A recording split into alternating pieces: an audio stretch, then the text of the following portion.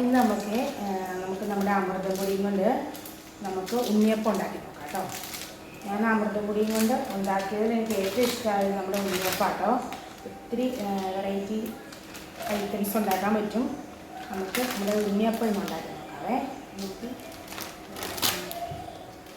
ആദ്യം നമ്മുടെ ശർക്കര, ഞാൻ 3 കട്ട ശർക്കരയാണ് എടുത്തിരിക്കുന്നത്. അതാദ്യം ഉരുക്കാൻ വേണ്ടി വെക്കാവേ.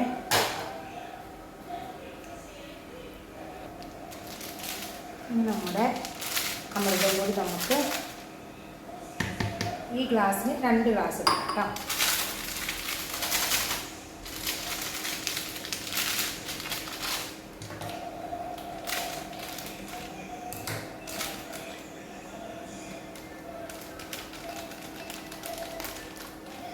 രണ്ട് ഗ്ലാസ് അമൃതപ്പൊടി ഇട്ട് കൊടുക്കണം.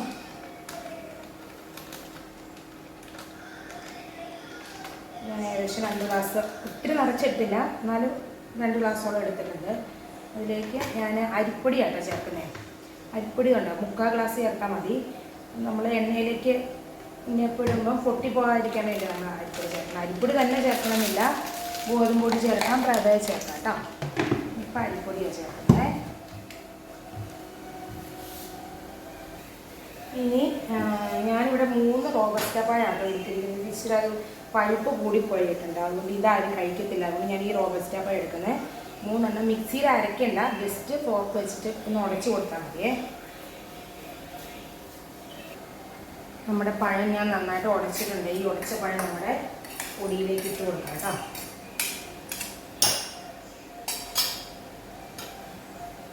നമ്മുടെ ശർക്കര അവിടെ അരക്കാൻ വെച്ചിട്ടുണ്ട്. നമുക്ക് നമ്മുടെ മധുരം ബാലൻസ് ചെയ്യാൻ വേണ്ടിയിട്ട് കുറച്ച് ഉപ്പും കൂടെ ഇട്ട് കൊടുക്കാവേ. ഇച്ചിരി ഉപ്പിട്ടാൽ മതി. ഇത് നന്നായിട്ടൊന്ന് മിക്സ് ചെയ്യാം. നമ്മുടെ ചെറിയ ജീരകയില്ലേ, ജീരകവും ഏലക്ക ഇങ്ങനെ ജസ്റ്റ് ഒന്ന് പൊടിച്ചെടുക്കണം. പൊടിച്ചിട്ട് നല്ല സ്മെല്ല് കിട്ടാൻ വേണ്ടി അതും കൂടെ ചേർത്ത് കൊടുക്കാം കേട്ടോ.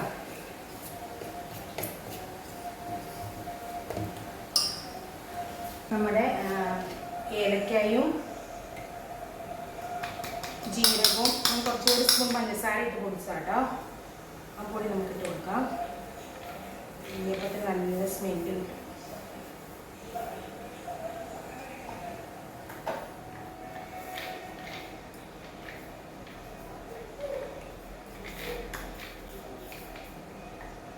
പെട്ടെന്ന് ഉണ്ടാക്കാൻ പറ്റുന്നൊരു ഐറ്റാണ് ഇത്.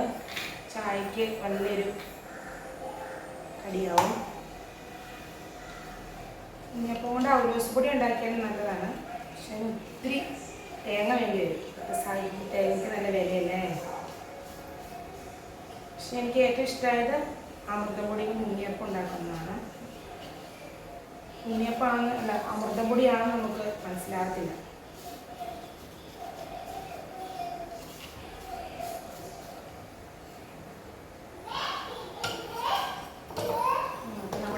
പനി റെഡി ആയിട്ടുണ്ട്. അതും കൂടെ ഒഴിച്ചിട്ട് മിക്സ് ചെയ്യണം കേട്ടോ. അപ്പം നമ്മുടെ ശർക്കര പാനി റെഡി ആയിട്ടുണ്ട്. ഇതിൽ കല്ലൊന്നും ഇല്ലാത്ത ശർക്കരയാണ്, നല്ല ശർക്കര. അതുകൊണ്ട് ഞാൻ അരിക്കുന്നില്ല. നമുക്ക് നമ്മുടെ ഈ മാവിലേക്ക് കുറച്ചായിട്ട് ഒഴിച്ചു കൊടുക്കാം കേട്ടോ. ഓൾറെഡി അമൃതം പൊടിക്ക് മധുരമുണ്ട്. പിന്നെ ഞാൻ 1 സ്പൂൺ പഞ്ചസാര ചേർത്തിട്ടാണ് ഏലക്കയും ചെറുജീരകവും കൂടെ പൊടിച്ചത്. പിന്നെ നമ്മുടെ പഴം ഉണ്ടല്ലോ, പഴത്തിന് മധുരമുണ്ട്. മധുരം നോക്കിയിട്ട് ഒഴിച്ച് കൊടുക്കുക കേട്ടോ. മധുരം കുറവ് മതിയവർക്ക് ഇത്രയും ശർക്കര ഉപയോഗിക്കണ്ട. ഞാനിപ്പം 3 ചെറിയ കട്ട ആയതുകൊണ്ടാണ് 3 കട്ട ഉപയോഗിച്ചത്. ഇനി ബാക്കി നമ്മുടെ മിക്സ് ചെയ്തിട്ട് നോക്കിയിട്ട് മതിയായില്ലെങ്കിൽ കുറച്ച് വെള്ളം കൂടെ ചേർത്താൽ മതി കേട്ടോ. ചൂടുവെള്ളം ചേർക്കണമെന്നില്ല, നോർമൽ വാട്ടർ ചേർത്താൽ മതിയേ. നന്നായി കട്ടയൊന്നുമില്ലാതെ നന്നായിട്ട് മിക്സ് ചെയ്തെടുക്കാം കേട്ടോ.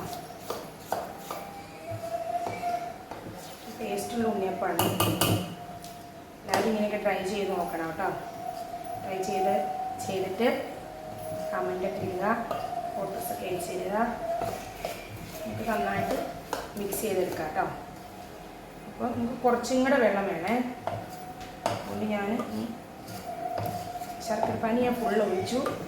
സാധാരണ വെള്ളം കൊണ്ട് കുറച്ച് കുറച്ചും കൂടെ ഒഴിച്ച് കൊടുക്കുവാണേ.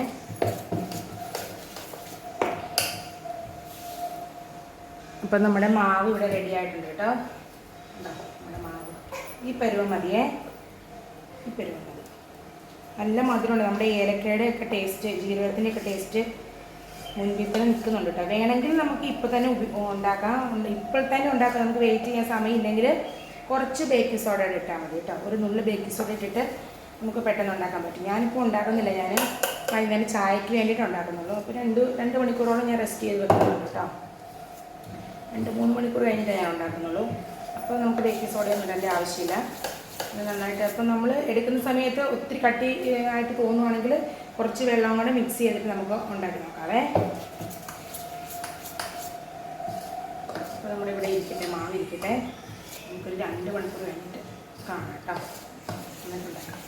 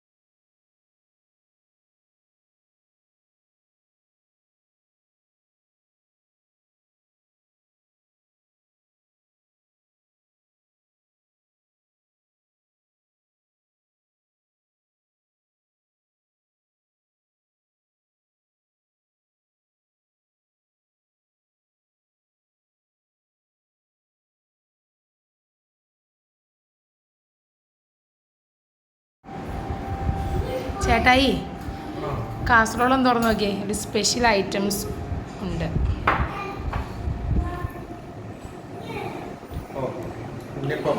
ആ, കഴിച്ചു നോക്കിയിട്ട് അഭിപ്രായം പറഞ്ഞേ എങ്ങനെയുണ്ടെന്ന്.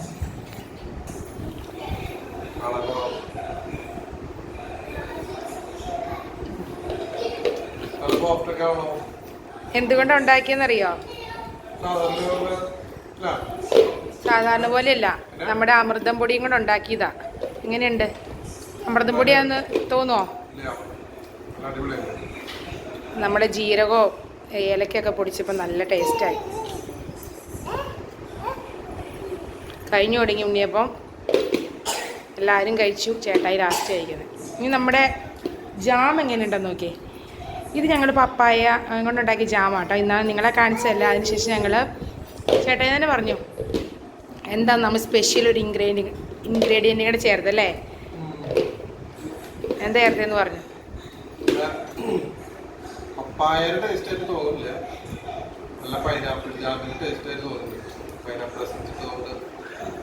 പപ്പായ തോന്നത്തേ ഇല്ല, നല്ല ടേസ്റ്റ്.